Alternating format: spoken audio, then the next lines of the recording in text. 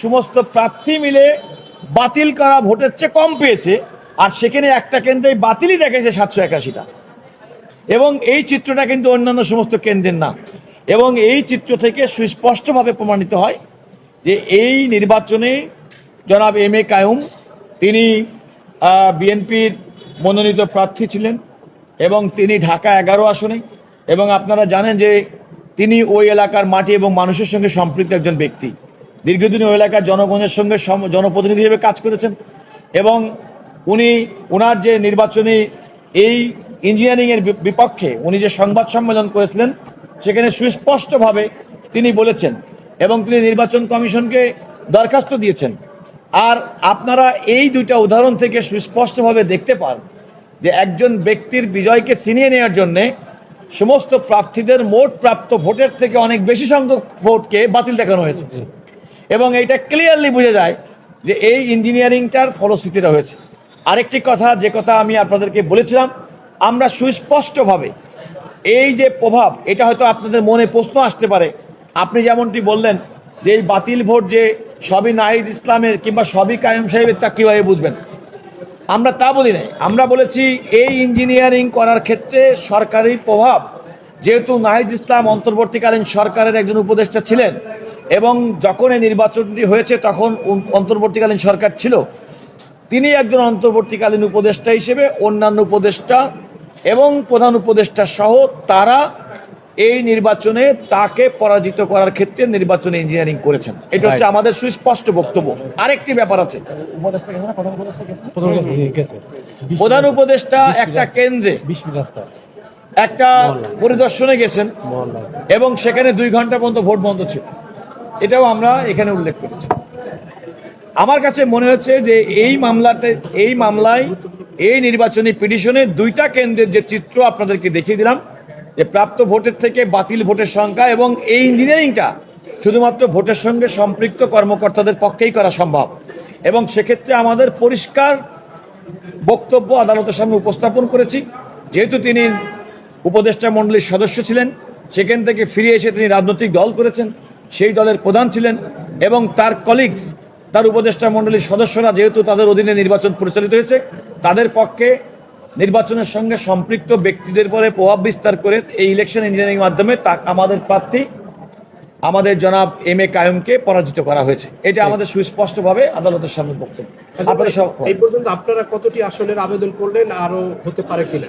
দেখুন, আমি আইনজীবী হিসেবে আমি বিএনপির প্রার্থীদের পক্ষে এই যাবৎকালে মোট 7টি পিটিশন দায়ের করেছি। আমার জানা মতে অন্যান্য আইনজীবীরাও আরও একাধিক পিটিশন দায়ের করতে পারেন, তবে আমার চেম্বার থেকে আমি নিজে 7টি পিটিশন দায়ের করেছি। আরো হতে পারে, আরো প্রার্থী কি আছে? জি,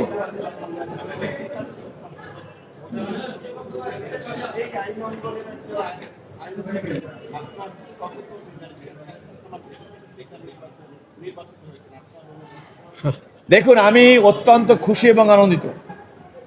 সবচেয়ে বড় কথা যে আসলে আইনসভার কাজটা মূলত আইন প্রণয়ন করা, এবং আমরা প্রত্যাশা করেছিলাম যে সেই সংসদের স্পিকার, ডেপুটি স্পিকার পদে আইনজীবীরা আসন গ্রহণ করবেন, দায়িত্ব পালন করবেন। আমাদের এই প্রত্যাশা হিসেবে জনাব কায়সার কামাল, যিনি সুপ্রিম কোর্টের একজন আইনজীবী এবং সুপ্রিম কোর্টের একজন সিনিয়র অ্যাডভোকেট, জাতীয়তাবাদী আইনজীবী ফোরামের সংগ্রামী মহাসচিব, বিএনপির আইন বিষয়ক সম্পাদক, দীর্ঘদিন তার অভিজ্ঞতা রয়েছে আইনজীবীদেরকে নিয়ে কাজ করার। এবং আমরা বিগত ফ্যাসিবাদ আমলে বিরোধী আন্দোলনের সময় আমরা আইনজীবী ফোরাম এবং ইউনাইটেড লয়ার্স ফ্রন্ট মিলে সারা দেশে যে আন্দোলন গড়েছিলাম তার অগ্রভাগে তিনি ছিলেন। আপনাদেরকে আরেকটি কথা বলে রাখি, জনাব কায়সার কামাল যাওয়াতে ব্যক্তিগতভাবে আমি অত্যন্ত আনন্দিত, সংগঠনগতভাবে আনন্দিত। আমার একজন কলিগ সেখানে গেছেন, আমি তাকে অভিনন্দন জানাই। আমি একইভাবে অভিনন্দন জানাই জনাব হাফিজউদ্দিন আহমেদ, যিনি একজন বীর মুক্তিযোদ্ধা, রণাঙ্গনের মুক্তিযোদ্ধা, বাংলাদেশের ইতিহাসের সঙ্গে যার নাম অরিজিত। এবং আমি মনে করি এই জাতীয় সংসদ যে নতুন যাত্রা শুরু করলো, এটাও কিন্তু নতুন যাত্রায় আমাদের প্রত্যাশা পূরণের একটা অংশ মনে করি। কারণ বাংলাদেশের স্বাধীনতা যুদ্ধ, বাংলাদেশের 71 না হলে আজকে বাংলাদেশ হতো না। একজন রণাঙ্গনের মুক্তিযোদ্ধাকে বাংলাদেশের জাতীয় সংসদের স্পিকার করার মাধ্যমে প্রকারান্তরে মুক্তিযুদ্ধকেই সম্মানিত করা হয়েছে। এক, দ্বিতীয়ত হচ্ছে ফ্যাসিবাদ বিরোধী আন্দোলনে আইনজীবী সমাজের একজন প্রতিনিধি যিনি আইনজীবীদেরকে নেতৃত্ব দিয়েছেন ব্যারিস্টার কায়সার কামালকে ডেপুটি স্পিকার করার মাধ্যমে, এবং এই আন্দোলনের মাধ্যমে আজকে 24-এর যে ছাত্র জনতা গণ আন্দোলন, সেই গণ আন্দোলন সফল হয়েছে। এবং তারও সম্মুখভাগে ব্যারিস্টার কায়সার কামাল সহ আমরা যারা ছিলাম, আমরা মনে করি আমাদের প্রতিনিধি হিসেবে 24-এর গণ আন্দোলনের প্রতিনিধি হিসেবেও ব্যারিস্টার কায়সার কামালকে গণ্য করা যায়।